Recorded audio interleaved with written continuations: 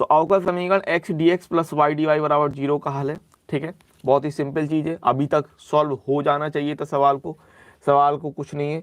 दोनों पक्ष यहाँ पर हम ऐसे ही कर दें, इंटीग्रेशन करना है, अवकल समीकरण है ना, तो इंटीग्रेशन करना है, integration of X D X plus integration of Y D Y बराबर, और 0 का अगर हम कुछ भी करेंगे इंटीग्रेशन तो 0 ही रहेगा, तो ये निकल के आएगा X square plus Y square, और एक अचर पद हम ले लेंगे के।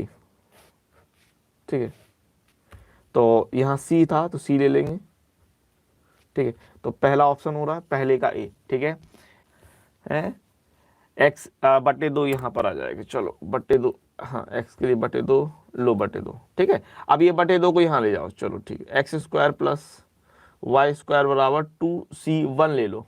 ठीक है, चलो फिर भी ये आपका X square plus Y square बराबर 2c कहलाएगा। अभी ठीक है, चलिए अच्छी बात है।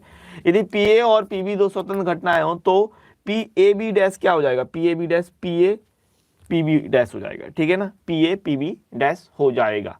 क्लियर बात है। तीसरा बताइए, बहुत ही सिंपल है। ठीक है, कोई दिक्कत नहीं है। तीसरे का हो जाएगा 1 का हो जाएगा x, तो 1 का हो जाएगा x, एक अचर पद k, तो x प्लस k करके तीसरे का b। यदि f a टू b तथा b such that b to c एक एक हैं तो गॉफ a टू c क्या हो जाता है। बहुत ही सिंपल है, NCERT का सवाल है। पिछले साल 2022 में ये सवाल 2 बार पूछा गया है। ठीक है ना, NCERT में देख लेना, आपको दिया हुआ एक एक कहलाएगा।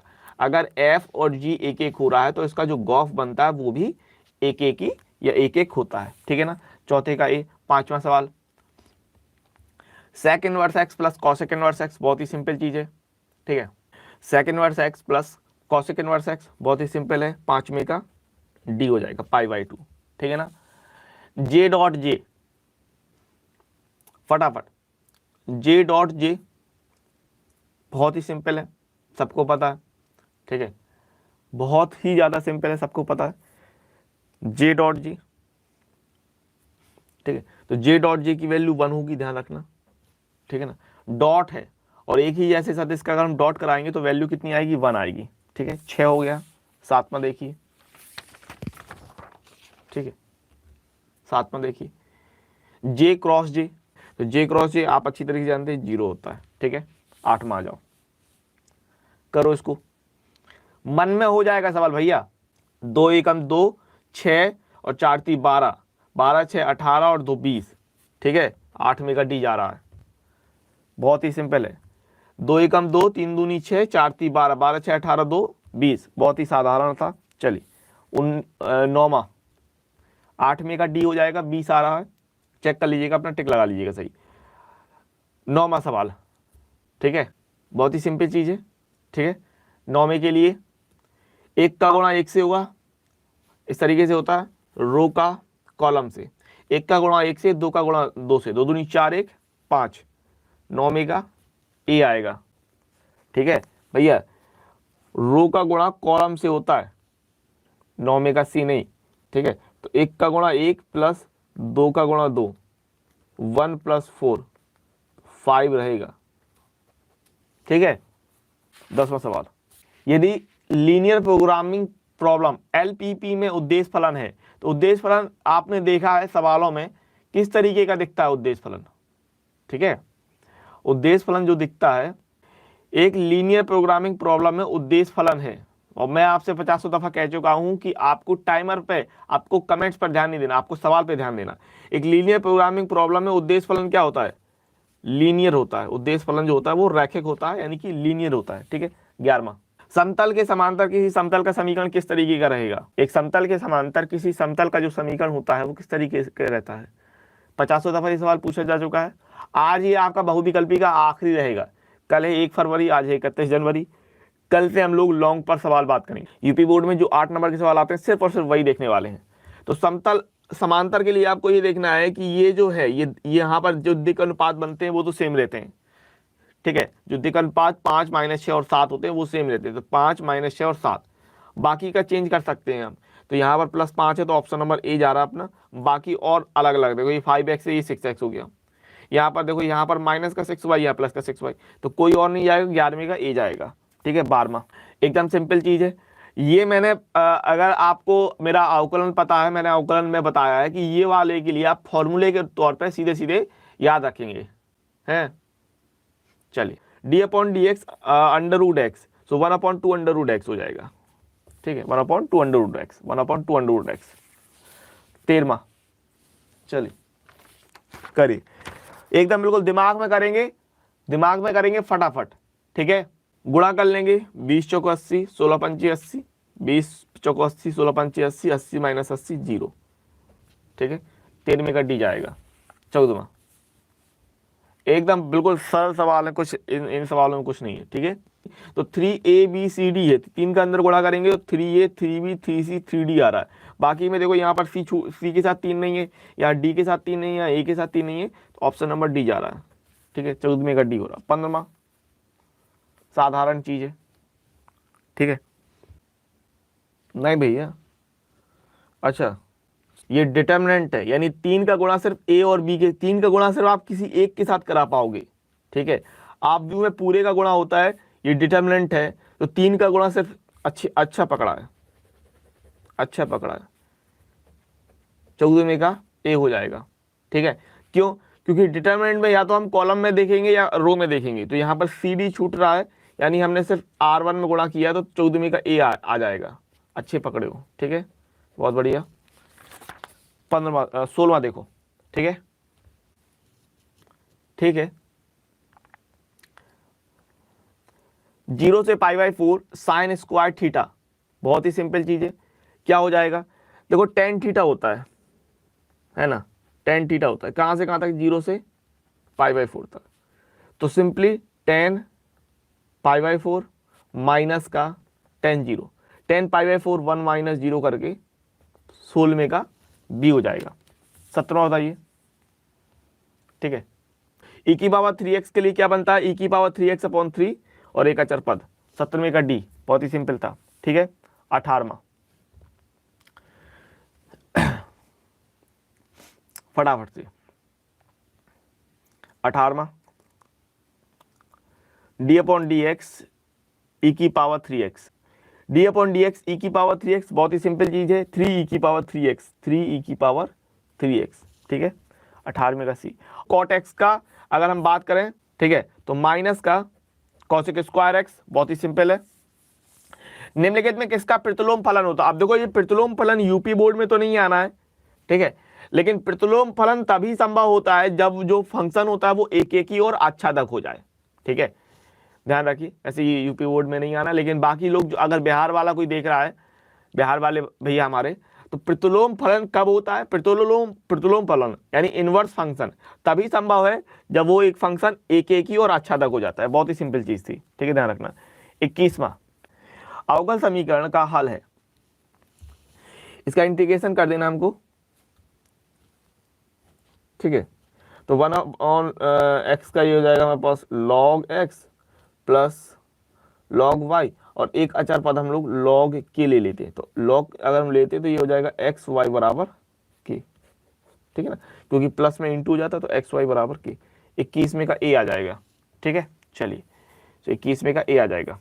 22वां D upon D x sine square x, बहुत ही सिंपल चीज है। ठीक है, चलिए, D upon D x sine square x बहुत ही सिंपल होता है। 2 sin x और साइन एक्स का करेंगे तो cos x, तो हो जाएगा sin 2x। ठीक है, 22वें का ए। चलिए, सबको पता है tan इनवर्स माइनस एक्स, अगर tan के अंदर माइनस होता है तो वो माइनस कैसे क्या हो जाता है? सबको पता होना चाहिए। tan inverse minus x, tan inverse minus x अगर माइनस है तो वो माइनस बाहर निकल आता है, माइनस का tan इनवर्स एक्स। ध्यान रखिए यहाँ पर क्या होता है, अगर साइन इनवर्स माइनस एक्स है तो यहाँ पर माइनस बाहर निकल आएगा, माइनस का साइन इनवर्स एक्स। अगर tan है, tan इनवर्स माइनस एक्स, तो वो बाहर निकल आएगा माइनस का tan इनवर्स एक्स। और अगर कॉसेक है, कॉसेक इनवर्स माइनस एक्स, तो वो बाहर निकल आएगा माइनस का कॉसेक इनवर्स एक्स। 3 के लिए ये होता है, बाकी के बचे 3 के लिए पाई से घटा देते हैं। कहने का मतलब क्या कि अगर हम कॉस लेते हैं, कॉस इनवर्स माइनस एक्स, तो ये होता है pi minus cos inverse x. Cot inverse minus x, तो ये होता है हमारे पास pi minus cot inverse x और cosec sec inverse minus x, तो ये होता है pi minus sec inverse x. तो ये आपको याद रखना है बेहतरीन तरीके से। 24वां देखिए, बहुत ही साधारण चीज पूछ दिए। So D upon D x cos x, तो बहुत ही साधारण चीज है, माइनस का साइन एक्स, ठीक है, माइनस का साइन एक्स। 25वां आइए, 95 मापांक निकालना है, साधारण आप मन में निकाल पाओगे, ठीक है, दिमाग में कर लीजिए, आ जाएगा एकदम। पेन उठाने की कोई जरूरत नहीं है इस चीज में, ठीक है ना, पेन उठाने की लिटरली कोई जरूरत नहीं है, दिमाग में ये चीज हो जाएगी, है ना। चलिए, सो 9 4 13 और 25, 13 25 38 38, ठीक है। क्या करते हैं, इसका वर्ग 9 फिर 4 फिर 25, तो कितना आ जाएगा, और ये रूट में रहता है, ठीक है। यदि 0 मूल बिंदु हो तथा बिंदु ए एक्स वाई जेड हो तो ओ ए सदिश, ओ ए वेक्टर क्या कहलाएगा, ये आपको बताना है।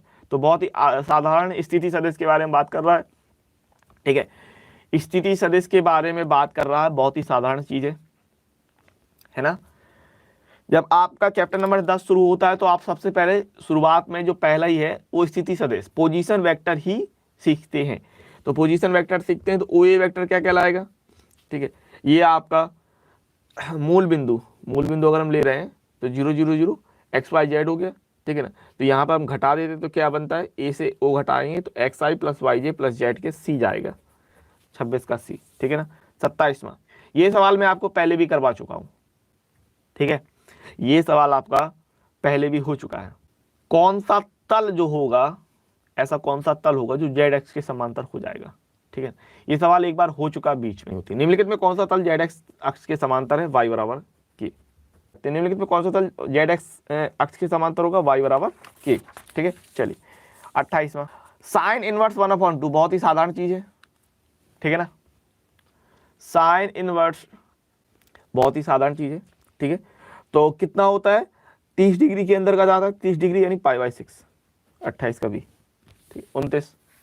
2 sin square theta plus 2 cos square theta, 2 common आ जाएगा, sin square theta plus cos square theta की वैल्यू 1, 2 कॉमन निकालेंगे, sin square theta cos square theta की वैल्यू हो जाएगी प्लस में, ये हो जाएगी 1, ठीक है। तो 2 का 2 और 2 का करेंगे तो 0, 2 का अवकलन करेंगे तो 0। 30वां, ठीक है। अब ये भी यहाँ पर सारणिक दिया हुआ है, ठीक है। क्या होता है, यदि या तो हम किसी एक पंक्ति में गुणा करेंगे या किसी एक स्तंभ में, तो यहाँ पर देखो, यहाँ पर 2a हो रहा है, ये नहीं हो जाएगा, यहाँ 2b हो रहा है, ये नहीं होगा, ये 2c हो रहा है, ये भी नहीं होगा। एक स्तंभ में c1 में गुणा कर दिया गया तो ये हो जाएगा, 30 का d हो जाएगा, 31 होता है ये, ठीक है। फटाफट से समीकरण e⁵ dx plus e⁵ dy का हल है, साधारण चीजें कर लीजिए, ठीक है, ठीक है। देखिए आप यहाँ पर क्या कर रहे हैं, समाकलन कर रहे हैं, इंटीग्रेशन ले लेंगे, इंटीग्रेशन लिया e⁵ तो e⁵ अपॉन में 5 जाता है, ठीक है, ध्यान रखना इस बात को। e⁵ हो जाएगा, अपॉन में 6 जाएगा, ठीक है, और बराबर में एक अचर पद के 31 का c, ठीक है। चलिए, तो भैया ध्यान रखिएगा गलती नहीं हो, ठीक है, ओके। 32वां, साधारण चीज, फटाफट से, क्लियर बात है। 32, एक्स बराबर साइन थीटा, वाई बराबर कॉस थीटा, तो dy/dx आपको बताना है, ठीक है। सो अगर मैं बात करूं y के लिए, ठीक है, यहाँ पर देख लीजिए, बहुत ही साधारण चीज है सवाल में, ठीक है। चलिए फटाफट से बेहतरीन तरीके से, ठीक है। तो अगर मैं y की बात करूं तो y है आपके पास cos थीटा, तो cos थीटा क्या निकलेगा, माइनस का साइन थीटा, और x से साइन थीटा का निकलेगा cos थीटा, तो साइन बटे कॉस माइनस का tan थीटा, यहाँ से हो जाएगा 32 का b। 33वां देखिए, ये भी बहुत ही सिंपल चीज है। व्युत्क्रमणीय आव्यूह होने पर जो कंडीशन बनती है हमारे पास, क्या बनती है, तो 33 के लिए b हो जाएगा, ठीक है। a इनवर्स बराबर 1, बेसिकली i होता है लेकिन यहाँ 1 है तो 1 ले लेंगे, ठीक है। चलिए 34 देख लेते हैं, एकदम मन में सबका हो जाएगा, पता है, सबको आता है, ठीक है ना, सबको हर एक चीज आती है, सबको सवाल बनते हैं, इसमें कोई परेशानी है ही नहीं। तो ये आपका देखो, आप आज कल आपका पेपर है और आज आपसे सारे क्वेश्चन बन रहे हैं ना, तो एकदम कॉन्फिडेंस ऊपर रख के जाना कि मेरे को सब आता है, मेरे से सब बन जाएगा, मैंने बहुत मेहनत की है।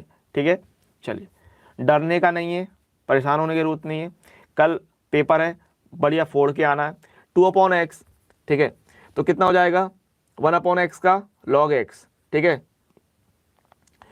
तो ये हो जाएगा log x, 2 आएगा और एक अचर पद हम k ले लेंगे, तो इस हिसाब से 34 का d जा रहा है। ठीक है, चलिए 35, ठीक है, 35 के लिए बताइए बेहतरीन तरीके से, बेहतरीन वाला। एक्स स्क्वायर है तो आप सिंपल जानते हैं एक्स स्क्वायर का x की पावर 3/3, लिमिट जाएगी 0 से 1, तो कितना हो जाएगा 1/3 माइनस 0/3 विच इज 1/3। ठीक है, 35 के लिए आ जाएगा सी, बहुत ही साधारण चीज़। ठीक है, सबसे बन गया है, इसमें घबराने की जरूरत नहीं है कि मैं कमेंट्स कर पाया नहीं कर पाया, आपको बनना जरूरी है। ठीक है ना, 36। ठीक है, यहां नाम कमाने से कोई मतलब नहीं निकलता है कि चैट में ये मैं फर्स्ट, हम फर्स्ट, वो मीम चलता है ना, नहीं, आपसे बनना चाहिए, इस बात को ध्यान रखो। ठीक है, सो ये भी साधारण चीज है, अपॉन में √x लगा है। ठीक है, अपॉन में √x है, चलिए उसका इंटीग्रेशन आपको करके दिखाना है। ठीक है ना, उसका इंटीग्रेशन आपको करके दिखाना है। इंटीग्रेशन ऑफ x की पावर -1/2 dx, तो क्या हो जाता है, एक जोड़ देंगे तो 1/2 प्लस k, यानी आएगा 2√x प्लस k करके, 2√x प्लस k करके ऑप्शन नंबर सी चला जाएगा, 36 का सी। ठीक है, 37, एक्स क्यूब का इंटीग्रेशन करना है तो x की पावर 4/4, बहुत ही साधारण। ठीक है, x की पावर 4/4 सबको पता है, कोई दिक्कत नहीं है। 38, ठीक है, ये एनसीईआरटी में 50 दफा पूछे गया, मतलब एनसीईआरटी का यूपी बोर्ड में भी कई बार ये वाला सवाल पूछा गया है। ठीक है, कई बार। ठीक है, 1 2 3, तो ए से ए पर परिभाषित सभी एक एक फलनों की संख्या। ठीक है ना, 38 के लिए डी हो जाएगा। 3 है तो फलनों की संख्या, एक एक फलनों की संख्या फैक्टोरियल 3 जाएगी, 3 गुणे 2 गुणे 1 करके 6, फैक्टोरियल 3 जाएगी। ठीक है ना, 39, एक्स अक्ष की दिक् को जाए, सबको पता है, सभी को पता है। ठीक है, 39 का बी 100। ठीक है ना, इसीलिए मैं कह रहा हूं, अब आप सवाल ये नहीं कि भाई नहीं मैं करूंगा नहीं, आपको दिमाग में बन जाना चाहिए, आपका वो सवाल हल होना चाहिए आपके दिमाग में, आपके जेहन में, मन में। ठीक है, चलिए रैखिक अवकल समीकरण का समाकलन गुणांक, इंडिकेटिंग फैक्टर निकालना है IF। 38, देखो यहाँ 3 अवयव हैं, ये सवाल आपको एनसीईआरटी में मिल जाएगा, यूपी बोर्ड में पूछा गया है। ठीक है ना, तो A बराबर 1 2 3, कितने हैं अवयव, 3 अवयव हैं, तो एक एक फलनों की संख्या निकालने के लिए फैक्टोरियल 3 कर देंगे। ठीक है, 3 2 1। ठीक है, चलिए 40, रैखिक अवकल समीकरण dy/dx प्लस y/x बराबर x की पावर 5 का समाकलन गुणांक है, बहुत ही साधारण है। ठीक है, चलिए, तो यहां से अगर हम बात करें p की वैल्यू कितनी होगी, तो p होगा यहाँ पर, अगर हम 1 लेंगे तो p कितना हो जाएगा, p हो जाएगा 1/x, यहाँ से p बराबर 1/x। तो IF क्या कहलाएगा भाई, इंटीग्रेटिंग फैक्टर हो जाएगा e की power integration of p dx, यानी e की power integration of 1/x dx, यानी कि e की पावर log x, e की पावर log x, e क्या है, एंटी लॉग है, एंटी लॉग और लॉग बचेगा x। 40 का सी। 41 में अच्छा है, इसको आपको कॉपी में लगाना ही पड़ेगा, तब आएगा, है ना, जब आप इसको लगाएंगे तभी आएगा। चलिए फटाफट से, ए दिया आपको, ए इनवर्स निकालना बहुत ही साधारण है। सबसे पहले अगर मैं बात करूं तो क्या होता है ए इनवर्स के लिए, कि हम लोग कहते हैं 1/mod A एडजॉइंट ए, है ना, 1/mod A एडजॉइंट ए, और एडजॉइंट ए क्या होता है, एडजॉइंट ए होता है ए के सेकंड का परिवर्त, ए के सेकंड हमने सी माना, उसका परिवर्त निकालते हैं। ठीक है, यानी सी डैश। तो हम लोग सबसे पहले बात करते हैं सी की, तो इसका सेकंड कैसे निकालते हैं, सबसे पहले लेते हैं -3, -3 के बाद जो अगला लेते हैं इस तरीके से, उसमें हम माइनस का गुणा करते हैं, तो -1 और माइनस लगाएंगे तो +1 हो जाएगा। फिर इसके बाद ये आता है जो कि माइनस में होता है, माइनस का 2, फिर आता है ये 1, तो ये 1 हो जाता है।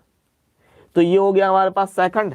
ठीक है, और इसका अगर हम परिवर्त कर देंगे तो हमको एडजॉइंट निकल आएगा, कितना एडजॉइंट निकालेंगे अगर हम, एडजॉइंट कितना हो जाएगा -3 1 -2 1, ये हो जाएगा एडजॉइंट। इसके हम मॉड की वैल्यू निकाल लेंगे। डिटर्मिनेंट ऑफ ए अगर हमने निकाला तो इसको हल करना है। 1 का गुणा -3 से, 1 गुणे -3 माइनस 1 का गुणा 2 से, सो -3 माइनस +2 यानी कि -1 आएगा मॉड की वैल्यू। हमको ए डैश निकालना है, ठीक है।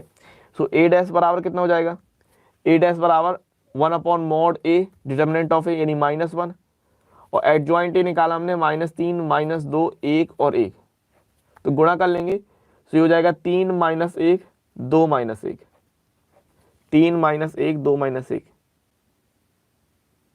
हमने क्या क्या कर दिया, हमने इनवर्स निकाल, अरे यार मैं, अरे ठीक है भाई, ठीक है ठीक है ठीक है, बुद्धि। 1 2 1 2 -1 -3, क्या ही बोल दें हम।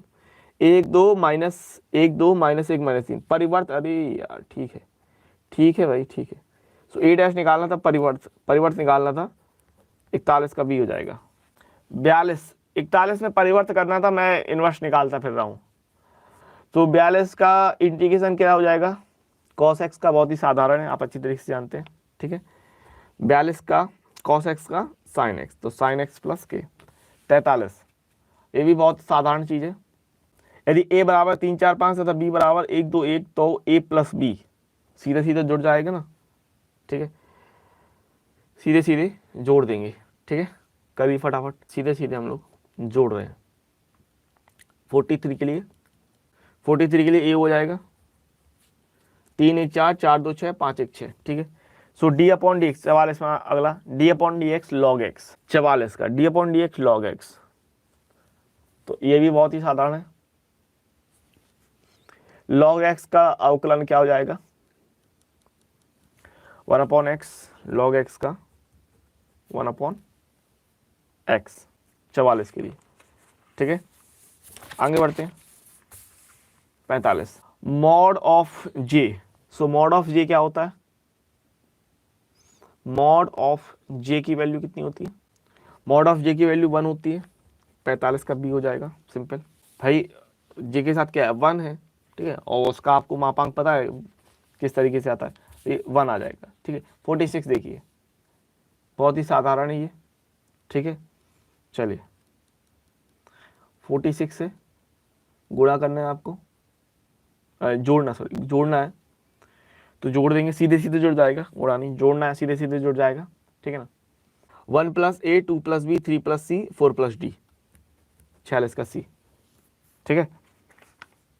आगे बढ़ते हैं। 47 साइन इनवर्स x, तो साइन इनवर्स x, साइन से साइन इनवर्स गया तो x बच जाएगा सिंपल।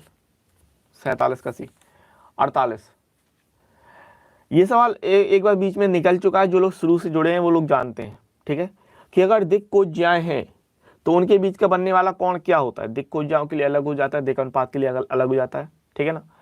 चलिए दिक् कोज्याओं के लिए क्या बन जाएगा अगर उनके बीच के कोण की मैं बात करता हूँ, ठीक है। वैसे जो कोण वाले सवाल हैं याद रखिए, वैसे यूपी बोर्ड ने कहा तो है कि कोण वाले सवाल नहीं आने हैं भाई, यूपी बोर्ड में तो नहीं आने कोण वाले सवाल, ठीक है। फिर उन्होंने कहा था कि गॉफ और फ्रॉग वाले सवाल भी नहीं आने, तो आए हैं, अब क्या ही कहते हैं। लेकिन ध्यान रखिएगा जिनको नहीं पता है गॉफ और फ्रॉग वाले सवालों को करना है, यूपी बोर्ड में सभी लोग बिल्कुल अच्छी तरीके से ध्यान रखिएगा।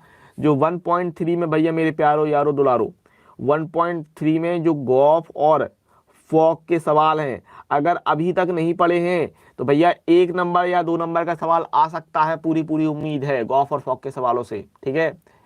अनसॉल्व लगाए हैं वहां पर सबने देखा है, जब अनसॉल्व करा रहे थे तो पिछले साल के 2022 के जब सॉल्व करवाए हैं तो वहां पर गॉफ और फ्रॉग के सवाल मिले हैं, ठीक है। तो इसीलिए मैं कह रहा हूं गॉफ और फ्रॉग के सवाल कर लेना। उनके बीच का बनने वाला कौन होगा, L1 L2 + M1 M2 + N1 N2, बहुत ही सिंपल चीज थी, ठीक है। और अगर यहीं पर दिक् अनुपात की मैं बात कर देता हूं, दिक् अनुपात के लिए दिक् अनुपात है हमारे पास A1 B1 C1 A2 B2 C2।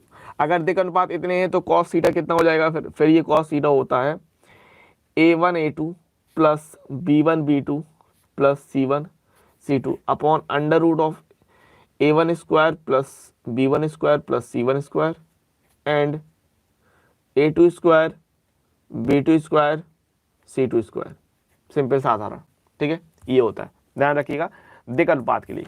चलिए e की पावर log x, तो e की power anti log and log क्या हो जाएगा, कट जाएंगे, सो बचेगा कितना x dx, x dx का निकल के आएगा 49 का x स्क्वायर अपॉन 2, ठीक है।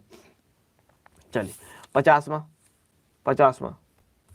Sine theta dot cosec theta d theta, ठीक है, sine theta dot cosec theta d theta, ठीक है, sine theta dot cosec theta, तो साइन से कॉसिक कट जाएगा, ठीक है ना, साइन से कॉसिक कट जाएगा तो 1 बचेगा, 1 के लिए हो जाएगा डी, 1 के लिए हो जाएगा थीटा प्लस के, ठीक है ना। तो इस तरीके से